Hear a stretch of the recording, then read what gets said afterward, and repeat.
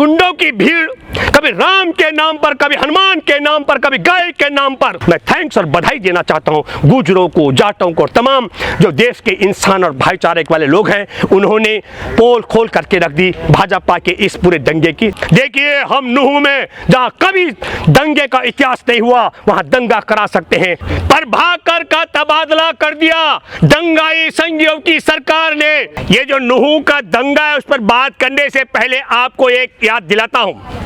हमारे देश में अभी डी.वाई. चंद्रचूड़ जो मुख्य न्यायाधीश हैं, दीपक मिश्रा मुख्य न्यायाधीश थे। जुलाई 2018 का जिक्र कर रहा हूं। देश में भीड़ हिंसा और मॉब लिंचिंग के खिलाफ उन्होंने एक बहुत बेहतर आदेश दिया था और उस आदेश के तहत कहा गया था कि सीआरपीसी की धारा 129 के तहत अगर कोई भीड़ कंट्रोल करनी हो तो पुलिस अधिकारी को खुली छूट है। और हमारे देश में बरेली में एसएसपी, उनका नाम है प्रभाकर चौधरी। प्रभाकर चौधरी ने सुप्रीम कोर्ट के मुख्य न्यायाधीश की अध्यक्षता में 2018 में दिए गए हिंसा, भीड़ और मॉब लिंचिंग के खिलाफ सीआरपीसी की धारा 129 के तहत स्वविवेक से फैसला लेकर के भीड़ को तितर बितर करने के लिए लाठी चार्ज करने का जो काम किया था, उसके लिए देश को बधाई देनी चाहिए प्रभाकर एसएसपी चौधरी को। लेकिन क्या हुआ? प्रभाकर का तबादला कर दिया दंगाई संघियों की सरकार ने। कहा कि तुमने दंगा और पंगा करने वालों पर सीआरपीसी की धारा 129 के तहत लाठी चार्ज क्यों किया? तो मैं मौजूदा मुख्य न्यायाधीश डी.वाई. चंद्रचूड़ साहब आपको याद दिलाता हूं, तब आप मुख्य न्यायाधीश दीपक मिश्रा की अगुवाई में जो बेंच थी 3 जजों की, उसमें आप सब शामिल थे। जब आप शामिल थे और आपके ही उस बेंच में शामिल रहते हुए आदेश दिया गया था, तो उत्तर प्रदेश के योगी आदित्यनाथ को नोटिस जारी करके और 2018 में सुप्रीम कोर्ट के मुख्य न्यायाधीश की अध्यक्षता में दिए गए आदेश की अवमानना के लिए मुकदमा क्यों नहीं चलाया जाना चाहिए? कोर्ट के आदेश के अवमानना का यह मैं अपील करता हूं। मैं एसएसपी प्रभाकर चौधरी आपसे अपील करता हूं, आपको भी 2018 के उस फैसले को लेकर के संज्ञान में लेने के लिए एक पत्र लिखना चाहिए। ये आपके तबादले से अलावा कुछ नहीं कर सकते हैं। इनकी सरकार की हैसियत 5 साल होती है, 5 साल बाद इनको जाना होता है और दूसरी सरकार का आना तय है। अब दूसरी तरफ देखिए, मैं आपको बताना चाहता हूं, नूह में इतिहास है भारत का। भारत की आजादी से लेकर अब तक वहां कभी भाईचारा कायम रहा, कभी दंगा नहीं हुआ। और अब की बार वहां दंगा किया गया, दंगा कराया गया षड्यंत्र के तहत। और क्यों हुआ? आपने इसमें बड़ी रोचक बात है, ये दंगा कराने के षड्यंत्र के पीछे देखिए क्या है।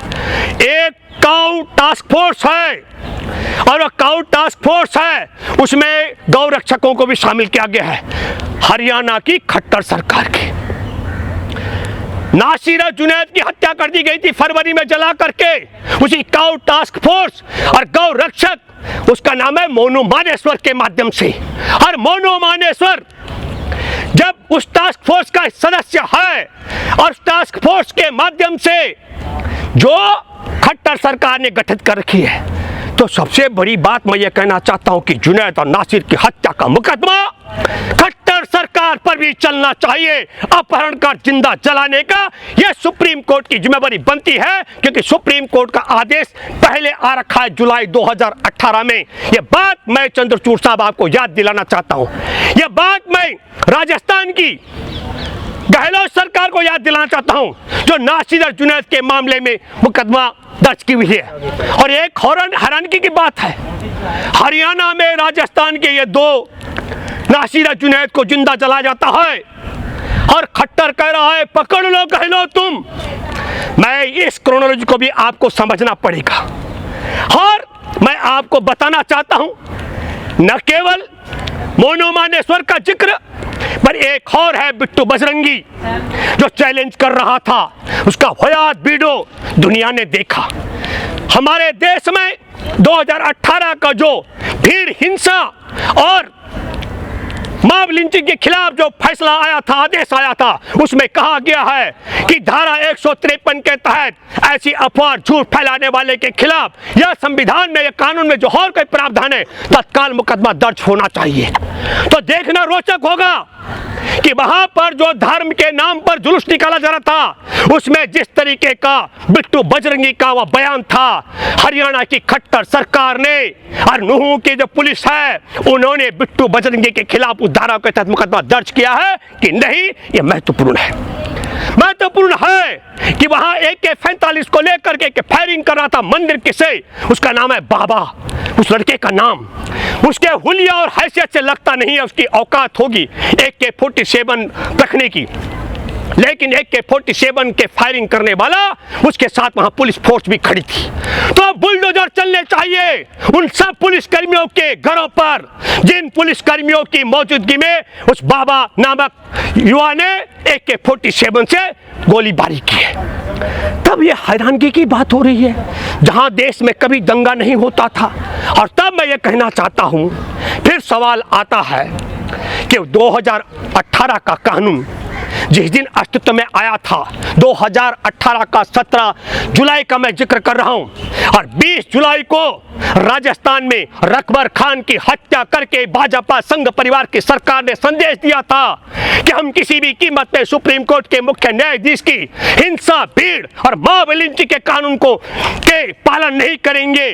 और तब मैं हैरान हूं कि सुप्रीम कोर्ट की बेंच ने तब राजस्थान की सरकार संबंधित पुलिस अधिकारियों पर क्यों नहीं सुप्रीम कोर्ट के आदेश की अवमानना का मुकदमा दायर किया। मैं अपील करता हूं गहलोत सरकार से कि गहलोत सरकार आगे बढ़े और रकबर खान के मामले में तत्कालीन पिछली सरकार में शामिल जो मंत्री थे, पुलिस अधिकारी थे, उन पर सुप्रीम कोर्ट के जुलाई 2018 के आदेश के तहत अवमानना का मुकदमा दर्ज कराने की कार्रवाई आगे बढ़नी चाहिए। मेरे जैसे लोग बार बार सोचते हैं सड़क पर, यह गुंडों की भीड़ कभी राम के नाम पर, कभी हनुमान के नाम पर, कभी गाय के नाम पर, इनके क्रोनोलॉजी को भी समझना पड़ेगा। और कारण क्या है इस हिंसा के पीछे, हिंदू मुसलमान बनाने का ध्रुवीकरण के पीछे के षड्यंत्र को आपको समझना पड़ेगा। एक महत्वपूर्ण बात, तारीख और समय का भी ध्यान रखना पड़ेगा। महत्वपूर्ण क्या था, हमारे देश की सुप्रीम कोर्ट में मुख्य न्यायाधीश की अध्यक्षता वाली बेंच मणिपुर में जिस तरीके से आदिवासियों पर जुल्म ढाए जा रहे हैं, उनकी बेटियों को, बहुओं को नग्न किया गया, फौजाइन को नग्न करके परेड लगाई गई हो, बलात्कार किया गया हो, और सरकारी खजाने से जो हथियार हैं उनको लूट करके, उनके बूते लूट कर, क्या वो सरकार है बीरेन्द्र सिंह ने सौंपे हैं उनको, बीरेन्द्र सिंह की सरकार ने जो हथियार सौंपे हैं, उनके बूते, उनकी बर्बरता करने का जो फैसला, क्या फैसला देगी मुख्य न्यायाधीश की बेंच, इस पूरे से ध्यान भटकाने के लिए दो बड़े कारण हुए। एक, जो रेल में चेतन सिंह चौधरी ने, चेतन शर्मा ने क्या किया, चेतन शर्मा ने सबसे पहले एक आदिवासी एएसआई, अपने सीनियर को, एएसआई टीकाराम मीणा को इसलिए गोली मार दी कि आदिवासी टीकाराम मीणा ने मोदी योगी जिंदाबाद नहीं कहा, मोदी योगी का नाम लेने से मना कर दिया। अरे लोकतंत्र है। एक संदेश यह दिया गया ये संघी गुंडों के माध्यम से कि आरएसएस, बीजेपी के आतंकवादी भारत में सुरक्षा बलों की वर्दी में भी है, अगर उनके सामने आपने योगी मोदी जिंदाबाद नहीं किया तो आदिवासी टीका राम मीणा की तरह सरेआम गोली मार के हत्या कर दी जाएगी। और दूसरा संदेश क्या दिया कि मुसलमानों, तुम याद रखो, तुम योगी मोदी जिंदाबाद नहीं करते हो, तुमको रेलों में जिंदा रहने का हक नहीं है। यह संदेश क्यों दिया?